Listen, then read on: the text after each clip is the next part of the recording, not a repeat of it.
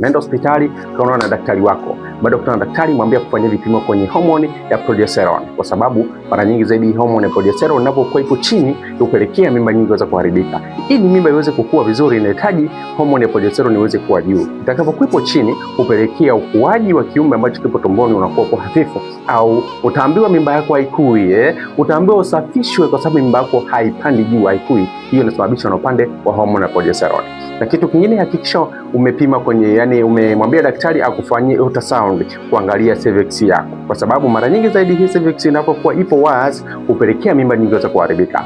Fanya kitu kimoja, kwa mfano kama ndo hapa, kitu siku zote kitu unapokuwa kipo wazi huwa kinaachia, kwa sababu utakapopapo wazi ile mimba ni rahisi kuweza kutoka, kwa maana utaweza kubeba ndoo, kwa sababu utakapotumia ndoo tu kidogo utatumia nguvu, au utaweza kufanya kitu fulani kwa namna fulani ya kupush, lazima panapokuwa wazi lazima paweze kutokea kitu ambacho kipo ndani. Kwa hiyo mwanamke, itakapokuwa cervix yako imefunga vizuri, si urahisi kizuia kitu chochote kuweza kutoka. Hakikisha mwanzo kumwona daktari wako au ujauzito kuweza kujua afya yako kwa ndani zaidi na afya ya mtoto, ila pia ultrasound ni muhimu na usimamizi wa daktari wako wa ujauzito ni muhimu zaidi na zaidi. Nikutakie safari njema ya ujauzito mpaka utakapokuwa umejifungua.